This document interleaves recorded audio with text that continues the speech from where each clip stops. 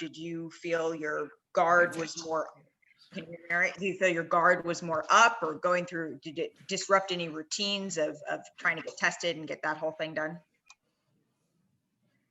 I think I lost you and I could barely hear you, Malika. Sorry, but did you say was my routines disrupted with the travel and COVID and everything? I was just saying, yeah, how did it go, the first road trip with the COVID protocols and all that?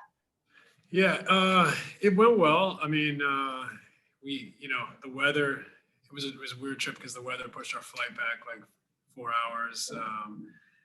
The protocols are something we're gonna have to work through and get a rhythm for. So the routine is to be determined, I think, because we are facing, a totally different set of circumstances. People who went to the bubble, this is even new for them because now we're back out in the real world, traveling, exposed to potential, harmful scenarios. So the testing and all that and the protocols are what they are, and they're there for the right reasons. And we just have to learn to navigate and create a new routine. And like I've said from the start, be as fluid as possible because it's not going to be your normal or average NBA season as far as your routine. That's for sure.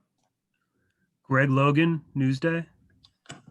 Steve, have you settled yet on how you're going to use Karras and Spencer, and which one do you think will start tonight? Spencer will start tonight. Still to be determined. There's so many variables this year that I'm not going to make like big proclamations or decisions just because we have so many variables going into it. But if both healthy, they'll both play a lot and both be prominent. And very, very lucky as a coach to have both those guys in my lineup. Brian Lewis with the New York Post. Okay, following up on that, does DJ start again as he did the other day? And obviously there are no fans in the building, but do you get the impression that going back to Boston, there's a little extra something for Kyrie, or in an empty building will it not mean that much? I think DJ will start again tonight. There's nothing really in it between DJ and Jay. They're both very good players, similar profile, and will both play a prominent role. As far as Kai, I just see Kai being Kai. I caught him in the gym at the hotel before we left. Came over to shoot early. He's in his routine as he always is, and he's happy-go-lucky right now. So he's in a great space, playing great in practice and in the game. So I don't see him really taking this anywhere other than just a regular exhibition game to get his legs ready for the regular season. Alex Schiffer, The Athletic. Hey, Steve, you've talked about, your thoughts on Karras and that Manu role, and with this being, and how you might not be able to experiment with that because of the way the season could go. Does tonight, in your evaluation thought process with that, weigh a little more than it might just being at your lone sample size, or is it still just one part of the whole picture? Yeah, I mean, we're just not going to get a lot of sample size. It's going to be, I think a season in flux, and we have to embrace that and be adaptive. And it'd be great to see him out there tonight, period. He's been great in training camp. And so that he missed the first preseason game was kind of a disappointment, just in that we only have 2, but it was the right move and right precautions. And he's looked great, and so it'll be awesome to have him out there on the court. And we'll get a little look at him, how he feels off the bench, and perhaps that allows him to have the ball in his hands a little more. When he gets some minutes without Kevin and Kai on the floor. So we'll take a look and see how it goes. But I think it's probably just something that we just got to continue to develop chemistry with all sorts of different lineups and different combinations on the floor. Christian Winfield, New York Daily News. Hey, Coach, just looking right ahead to the matchup tonight, you're going up against a Celtics team that also has, hopes of making deep playoff runs and maybe even a championship appearance of their own. Can you just talk about how this game tonight, even though it's a preseason game, can kind of be like a litmus test to see where your team is at and where you kind of might need to make some adjustments moving forward? But it is great for us to play a really good team. This is a contender, a team that's been deep in the playoffs, repeatedly.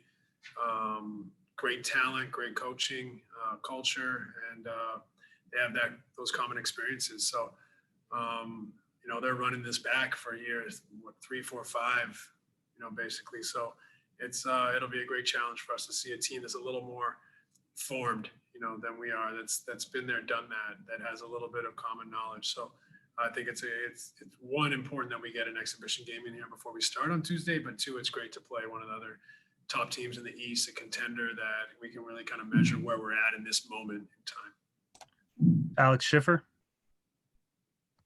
Yes, Steve, just kind of a follow-up to my last one. You talked about the season in flux and trying to get as many possible as possible. Is it fair to say, just with the attrition and the unknown of what the season could be, that the idea of if it ain't broke, don't fix it might not apply this year, just because you don't know what could happen on any given night because of the virus and everything that comes with it?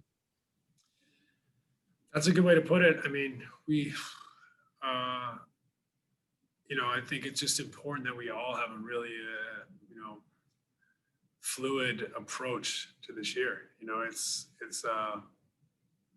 who knows what's out there, but what we do know is that we're, what's around the corner. But what we do know is we're in a pandemic. We have all sorts of testing protocols. We have we're going out into, hotels and traveling and different arenas. And so that adds a new element to it, that with certain protocols. Then you add a condensed schedule, a shortened training camp. So who knows what impact that has on the injuries. And so I think the team has to buy into playing the long game and to using our depth as a strength and also just our mentality to really look at the long term, the big picture, and be able to continually improve throughout the season, regardless of who's able to play night in and night out, or who's having a stretch of the season where they play and someone else doesn't. Then it gets reversed and someone else gets an opportunity. So I just think we all have to sacrifice to be able to handle what's going to be a unique season for everybody.